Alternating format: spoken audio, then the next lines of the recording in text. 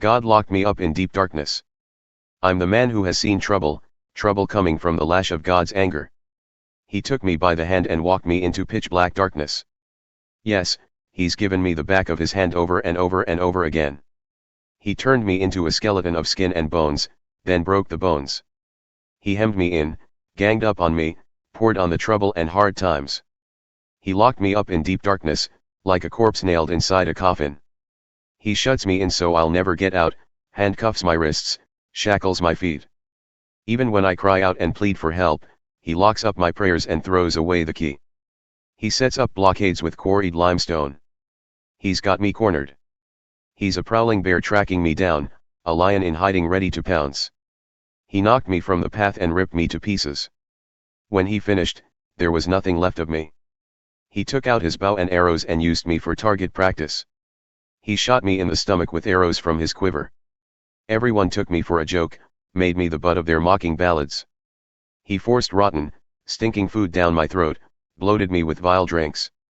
He ground my face into the gravel. He pounded me into the mud. I gave up on life altogether. I've forgotten what the good life is like. I said to myself, this is it. I'm finished. God is a lost cause. It's a good thing to hope for help from God. I'll never forget the trouble, the utter lostness, the taste of ashes, the poison I've swallowed. I remember it all, oh, how well I remember, the feeling of hitting the bottom. But there's one other thing I remember, and remembering, I keep a grip on hope. God's loyal love couldn't have run out, his merciful love couldn't have dried up. They're created new every morning. How great your faithfulness. I'm sticking with God, I say it over and over. He's all I've got left. God proves to be good to the man who passionately waits, to the woman who diligently seeks. It's a good thing to quietly hope for help from God. It's a good thing when you're young to stick it out through the hard times. When life is heavy and hard to take, go off by yourself. Enter the silence. Bow in prayer. Don't ask questions, wait for hope to appear. Don't run from trouble. Take it full face. The worst is never the worst. Why? Because the master won't ever walk out and fail to return. If he works severely, he also works tenderly.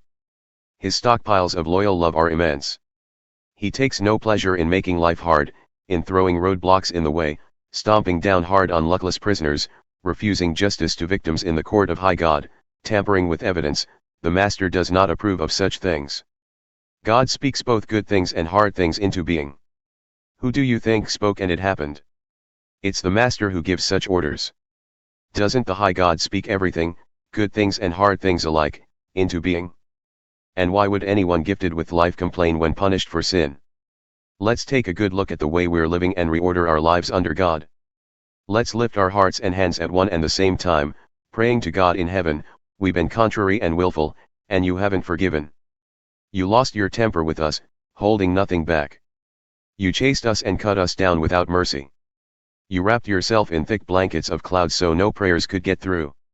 You treated us like dirty dishwater, threw us out in the backyard of the nations. Our enemies shout abuse, their mouths full of derision, spitting invective.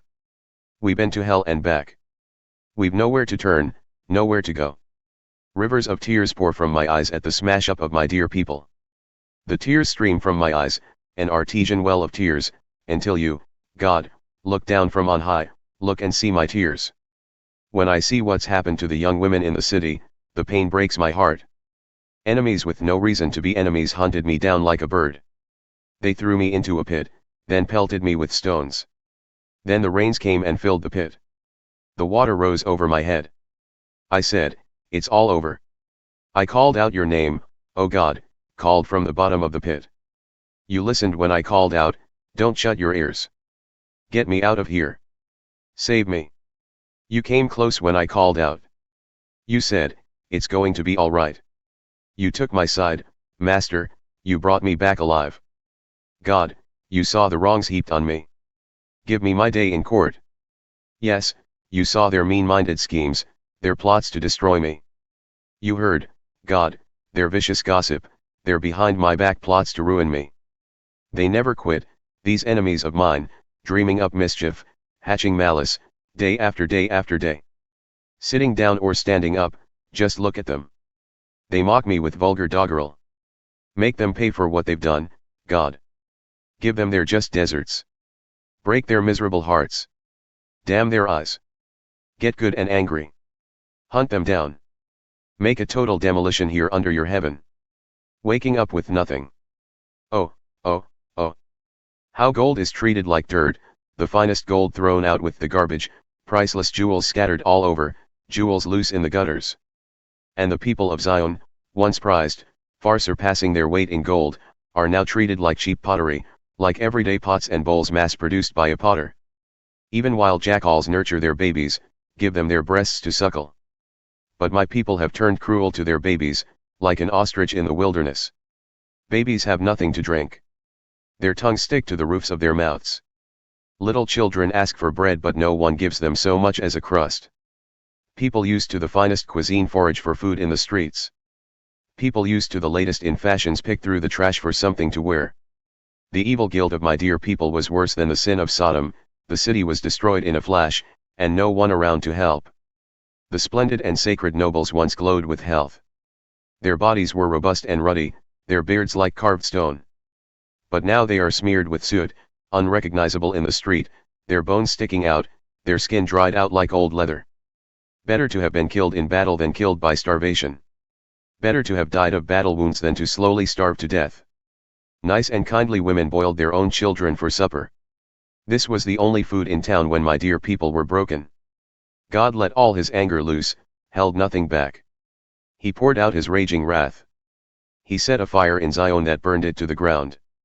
The kings of the earth couldn't believe it. World rulers were in shock, watching old enemies march in big as you please, right through Jerusalem's gates. Because of the sins of her prophets and the evil of her priests, who exploited good and trusting people, robbing them of their lives, these prophets and priests blindly groped their way through the streets, grimy and stained from their dirty lives, wasted by their wasted lives. Shuffling from fatigue, dressed in rags. People yell at them, "Get out of here, dirty old men. Get lost, don't touch us, don't infect us." They have to leave town. They wander off. Nobody wants them to stay here. Everyone knows, wherever they wander, that they've been kicked out of their own hometown. God himself scattered them. No longer does he look out for them. He has nothing to do with the priests, he cares nothing for the elders. We watched and watched, wore our eyes out looking for help. And nothing. We mounted our lookouts and looked for the help that never showed up. They tracked us down, those hunters. It wasn't safe to go out in the street. Our end was near, our days numbered. We were doomed. They came after us faster than eagles in flight, pressed us hard in the mountains, ambushed us in the desert. Our king, our life's breath, the anointed of God, was caught in their traps, our king under whose protection we always said we'd live. Celebrate while you can, O Edom. Live it up in us. For it won't be long before you drink this cup, too. You'll find out what it's like to drink God's wrath, get drunk on God's wrath and wake up with nothing, stripped naked. And that's it for you, Zion. The punishment's complete. You won't have to go through this exile again. But Edom, your time is coming, he'll punish your evil life, put all your sins on display. Give us a fresh start. Remember, God, all we've been through. Study our plight, the black mark we've made in history. Our precious land has been given to outsiders, our homes to strangers. Orphans we are, not a father in sight, and our mothers no better than widows. We have to pay to drink our own water. Even our firewood comes at a price. We're nothing but slaves, bullied and bowed, worn out and without any rest. We sold ourselves to Assyria and Egypt just to get something to eat. Our parents sinned and are no more, and now we're paying for the wrongs they did.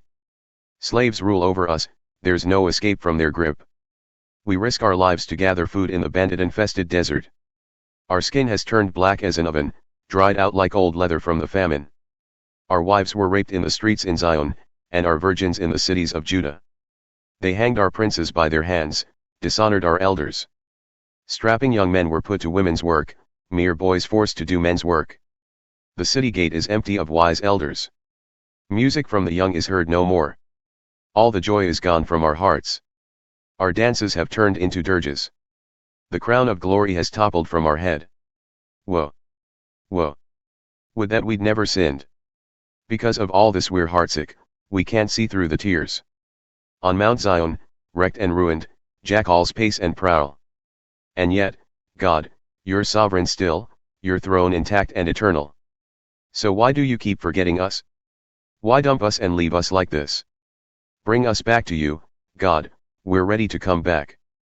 Give us a fresh start. As it is, you've cruelly disowned us. You've been so very angry with us.